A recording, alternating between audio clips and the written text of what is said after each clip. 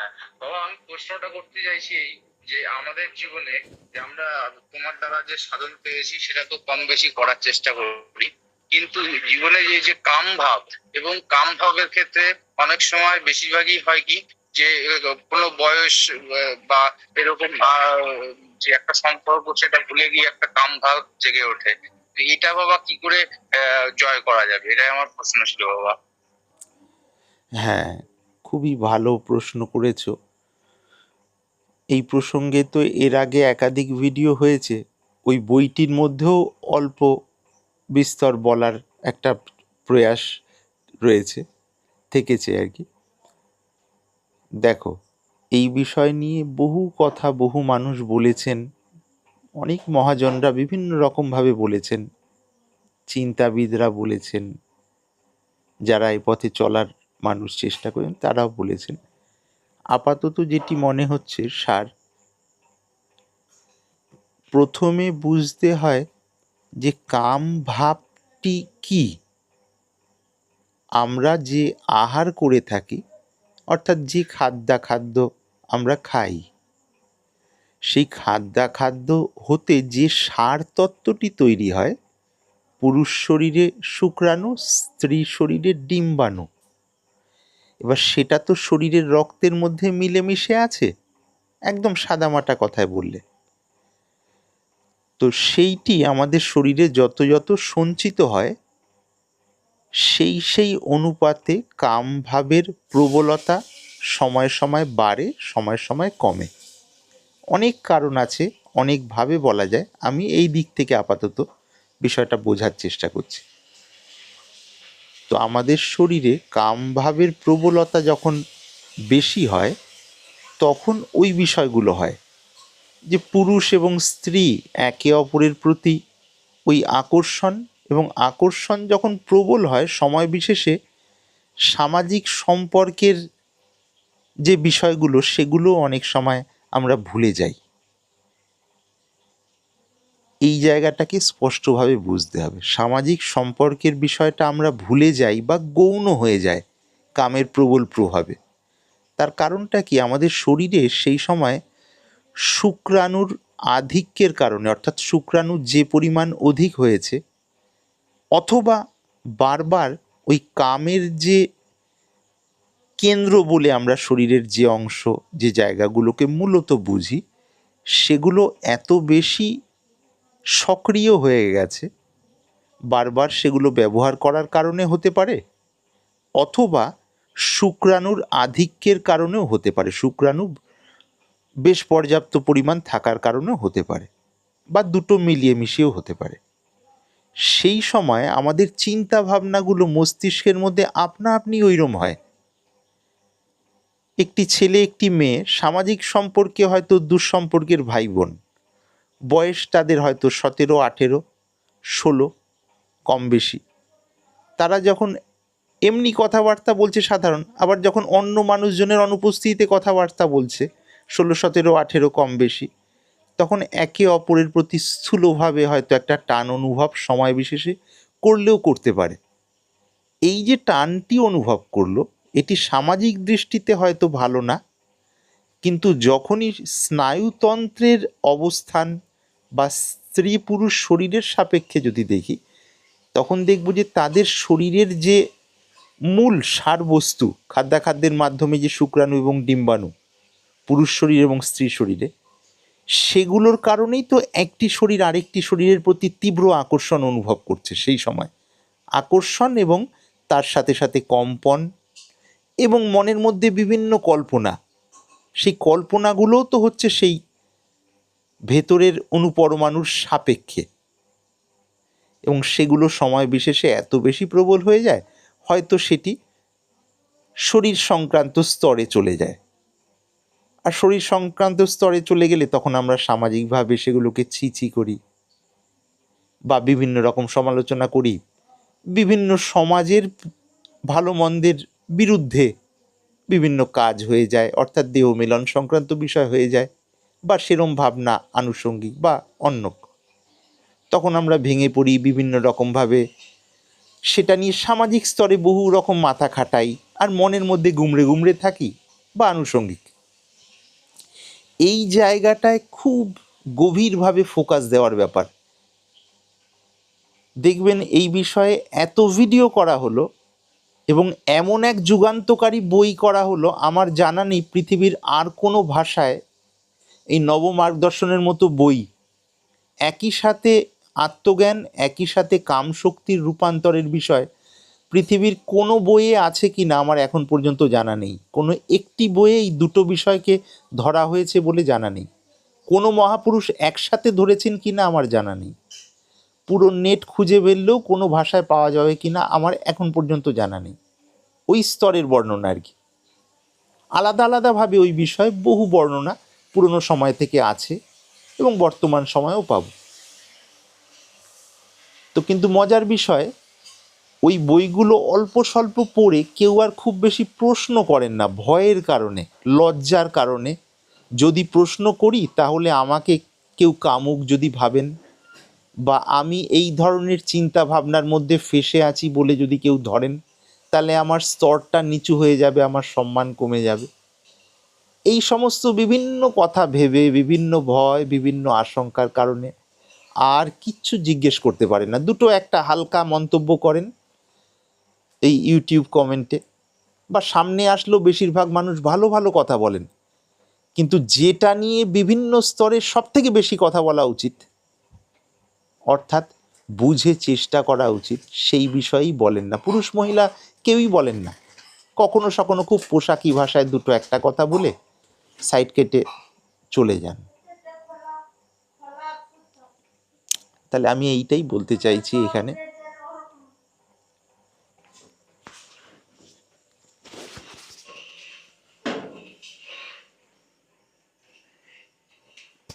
এই যে কামের যে তরঙ্গ, এই তরঙ্গের সাপেক্ষে ওই বইটি, এবং নিয়মিত দেহতত্ত্ব সাধন যারা সংসার জীবনে আছেন, স্বামী স্ত্রী, শরীরের মধ্যে কামের তরঙ্গ বয়সের সাপেক্ষে যারা অনুভব করছেন বা করছি, তাদের উচিত নিয়মিত, কিভাবে নিয়মিত সেটা ওই বিষয়ে অভিজ্ঞ জায়গা থেকে যারা যদি কেউ যুক্ত থাকেন সেভাবে জেনে নেওয়া, সেইভাবে সেই অনুশীলনের মধ্যে থাকতে হয়। যেমন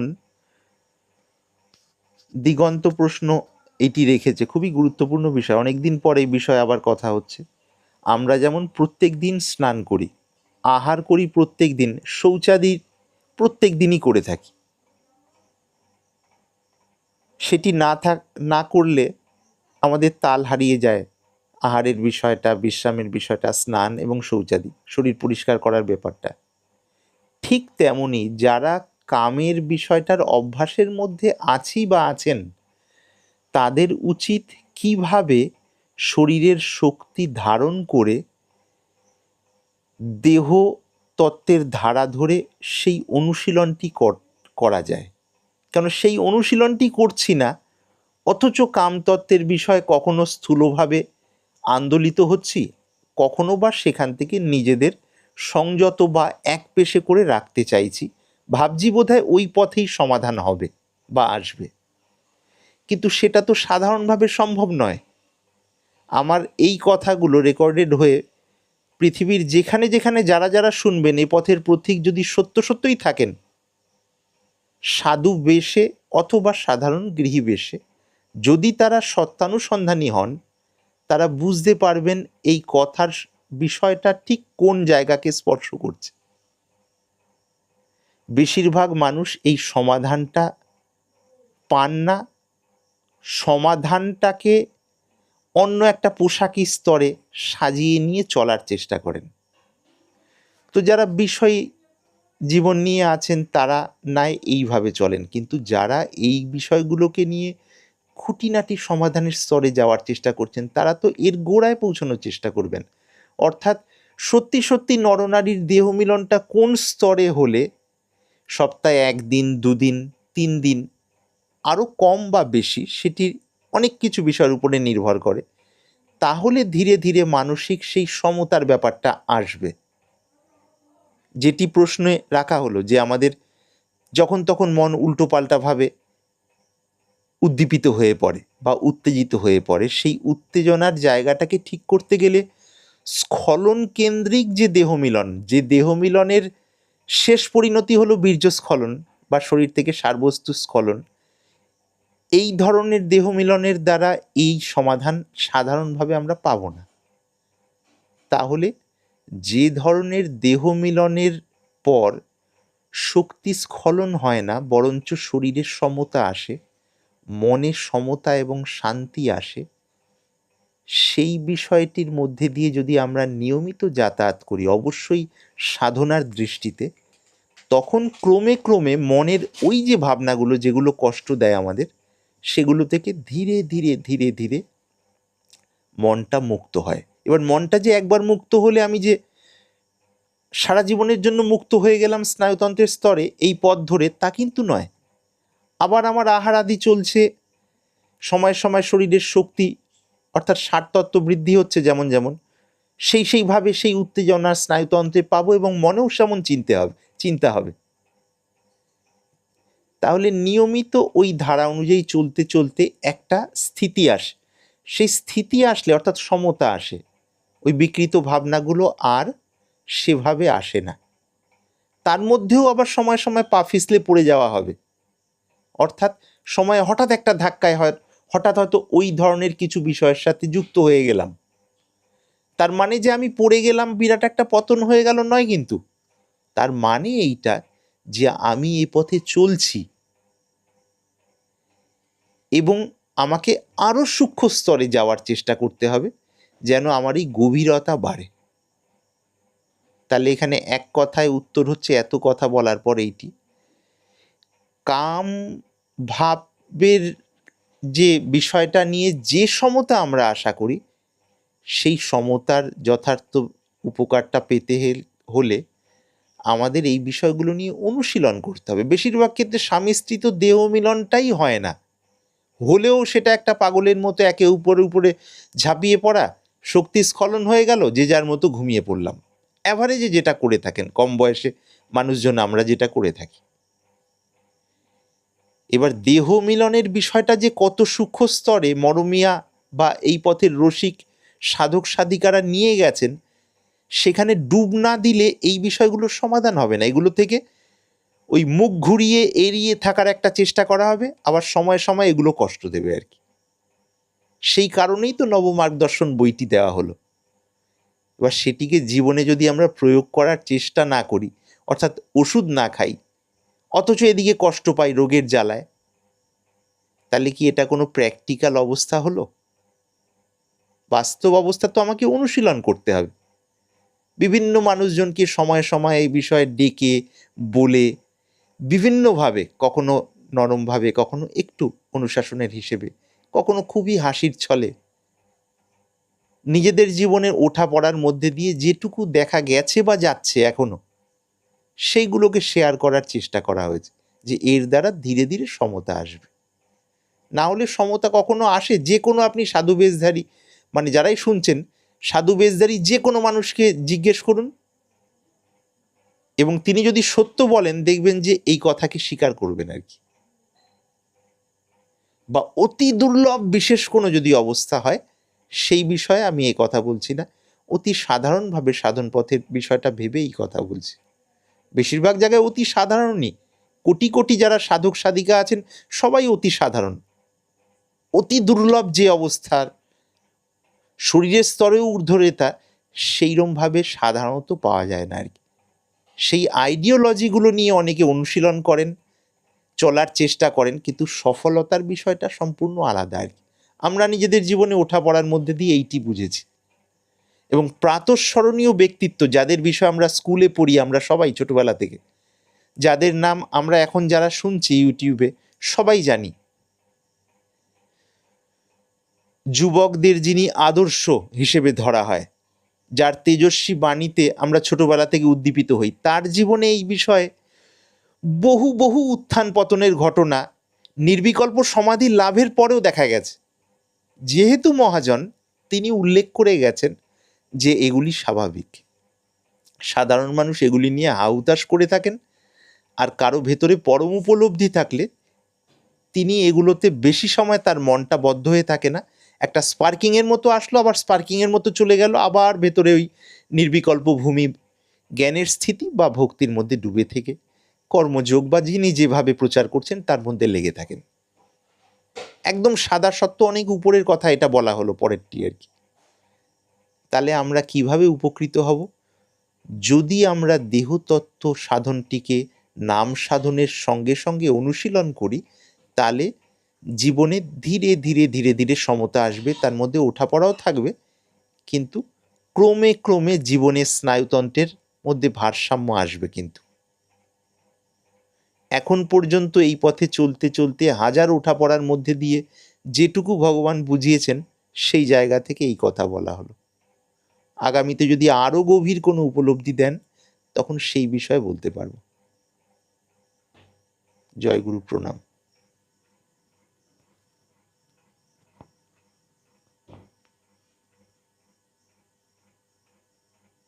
প্রণাম ঠাকুর। প্রণাম।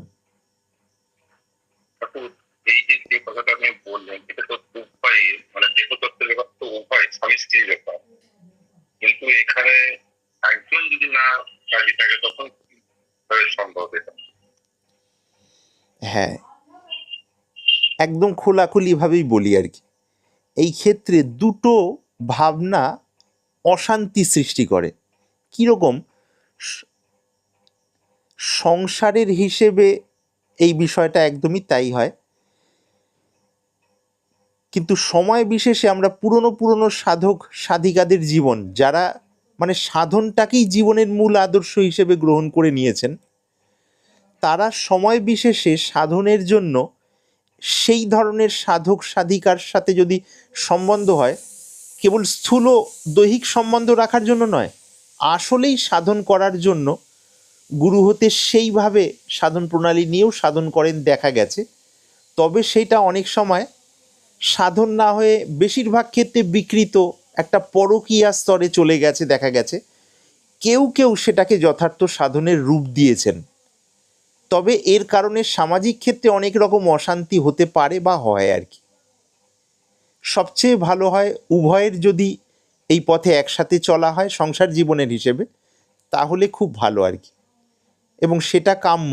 একান্ত না হলে তখন ওই সমস্ত পথ অনেকেই বেছে নিয়েছেন, তার মধ্যে কেউ কেউ সত্যি সত্যি সাধনার স্তরে পৌঁছেছেন, কিন্তু সামাজিক ক্ষেত্রে বিষয়গুলো যখনই প্রকাশ হয় তখন বহু মানুষের কাছে নিন্দিত হতে হয়েছে, এবং সমাজের যে দ্বিতীয় মানুষটি যার সাথে সেই মিলটা হয়নি, সেই ক্ষেত্রে সংসারও ভেঙে গেছে।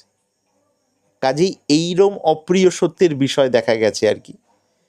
এবং অনেক অনেক মহাজন যারা ছিলেন, যাদের নাম আমি করছি না, মানে প্রাতঃস্মরণীয় ব্যক্তিত্ব আর কি, যাদের আমরা অনেক সময় দেবতার স্থানেও দেখি আর কি, মানব দেহ নিয়ে জন্মগ্রহণ করেছিলেন, তারাই পরকীয়া ভাবটার মধ্যে দিয়ে গিয়ে অনেকে এই উচ্চ স্তরে পৌঁছেছেন, কিন্তু সেটা সামাজিক স্তরে প্রকাশ করেননি। সেই জায়গায় প্রকাশ করেননি যেখানে প্রকাশ করলে সামাজিক দৃষ্টিকোণের কারণে সেটাকে গ্রহণ না করে নেওয়ার ফলে অশান্তি হতে পারে।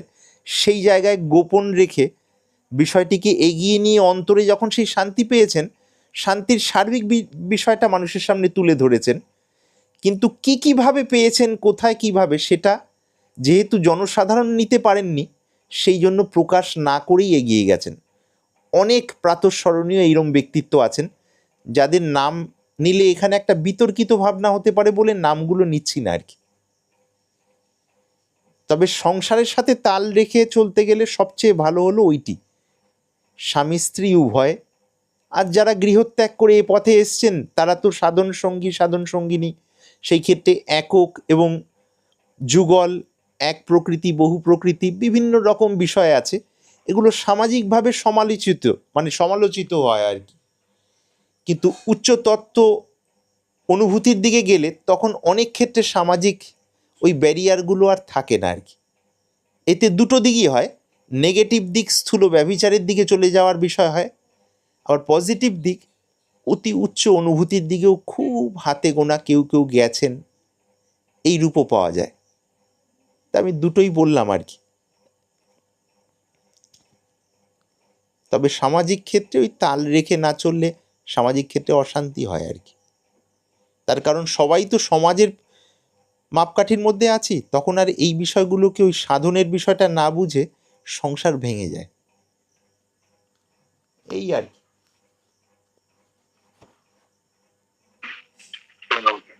হ্যাঁ, প্রণাম।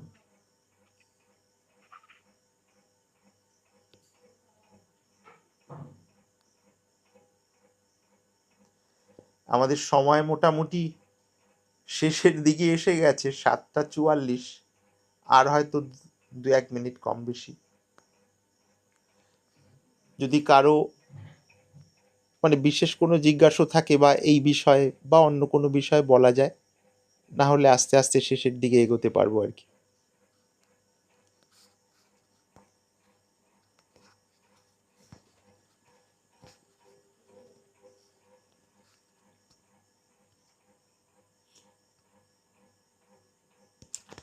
আচ্ছা, এই বিষয়ে তাহলে দুটো একটা কথা মনে আসছে যেটা বলি। তাহলে সার কথা দাঁড়াচ্ছে, যারা দেহতত্ত্ব সাধন ধরে চলতে পারছেন না বা পারছি না সংসার জীবনে থেকে, স্বামী স্ত্রী যে কোনো কারণে এই উভয়ের সম্মতি নেই, শরীরের বয়স পেরিয়ে গেছে, বা শরীর যেভাবে তৈরি, মন যেভাবে তৈরি দরকার ততটা এফোর্ট দিতে পারছি না, বা আনুষঙ্গিক বিভিন্ন মনের অজ্ঞানতা বাধা দিচ্ছে, এগুলো নিয়ে ভালো মন্দ ভাব রয়েছে, এগুলোকে খারাপ বলে মনে করার কারণে এর থেকে দূরে সরে আছি, এইরকম বিভিন্ন রকম ভাবনার কারণে সেই ক্ষেত্রে তাদের উচিত কামভাবের বিষয়গুলোকে যতটা পারা যায় ইগনোর করা, অর্থাৎ উপেক্ষা করা, সোজা কথায় পাত্তা না দেওয়া, রাত্রে একটু হালকা আহার করা, সেই ধরনের আহার না করা, বা পারলে বা যতটা পারা যায় কম করা, যেগুলো শরীরে উত্তেজনা বাড়ায় সেগুলো যতটা পারা যায় কম করা। আর এদিকে সেই ধরনের খাবার পানীয় নেবেন যাতে পেটটা ঠান্ডা থাকে, শরীর শীতল থাকে। শরীর উত্তেজিত হলো অথচ কামভাব আসবে না, এটা আশা করা একদম ভুল। যে জলে নামলাম, আমি জলে সাঁতার কাটছি সাধারণভাবে পুকুরের, নদীতে, এদিক ওদিকে, কিন্তু গায়ে জল লাগবে না, তার জন্য বিশেষ কোনো ব্যবস্থা যদি না করি জল লাগবে। অর্থাৎ নর্মাল খাওয়া দাওয়া, নর্মাল জীবনযাপন করছি অথচ ভাবছি কামভাব আসবে না, এইরকম দুরাশা মনে রাখা উচিত না। কামভাবও আসবে, উত্থান পতনও হবে, বিভিন্ন গণ্ডগোল ঝামেলাগুলো হবে। যদি এগুলোকে কমাতে চাই তাহলে আমাদের খাদ্যাখাদ্যের বিষয়টাকে অনেকটাই হালকা, অনেকটাই সাধকদের মতো করে নিতে হবে, খাওয়া, শোয়া, চলাফেরা, বিশ্রাম, তাহলে এগুলো থেকে বেশ খানিকটা নিষ্কৃতি পাওয়া যাবে। এবং নাম জপ করে অনেক গভীরে গেলে তখন ধীরে ধীরে ধীরে ধীরে এগুলো আস্তে আস্তে কমতে থাকে। বছরের পর বছর এই নিয়ে ধৈর্য ধরে লেগে থাকতে হয়। আর যারা দেহতত্ত্ব সাধন নিয়ে আছেন আর তার সঙ্গে সঙ্গে নাম জপ নিয়ে আছেন, তাদের এই সমতার বিষয়টা যদি ঠিক ঠিক লাগেন, অনেক তাড়াতাড়ি অনেক গভীরভাবে হতে দেখা গেছে, তার মধ্যে ওঠাপড়া আছে বহু আর কি। তাহলে দুটো দিকের কথাই বলা হলো। যারা কোনো কারণে দেহতত্ত্ব সাধনে লাগতে পারছেন না, ঠান্ডা আহার যেটা পেটের ঠান্ডা গুণ করে, আর অন্যান্য আনুষঙ্গিক বিষয়গুলো নিয়ে আস্তে আস্তে ধৈর্য ধরে চললে ধীরে ধীরে ধীরে ধীরে হালকা হয়, অসুবিধাগুলো ধীরে ধীরে কমতে থাকে। এই দুটো বিষয় কি একটু পরিষ্কার হলো?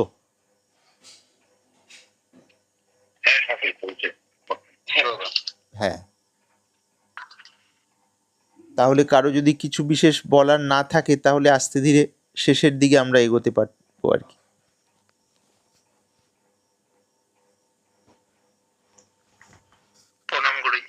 হ্যাঁ, সবাই যে যেমন আছেন, যে যেমন পাচ্ছেন যতটা পারবেন লেগে থাকুন।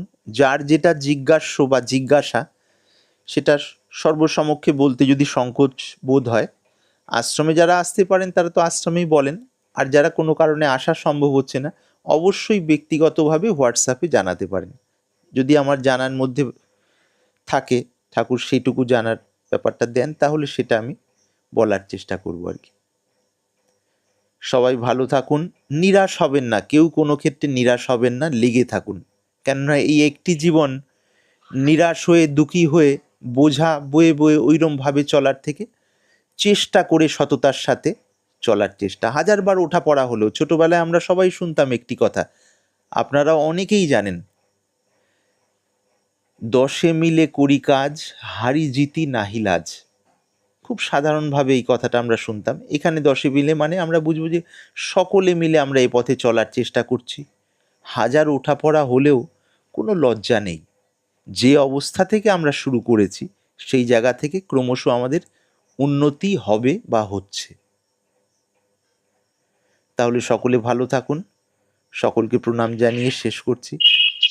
জয় গুরু, প্রণাম। প্রণাম মহারাজ। জয় গুরু, প্রণাম।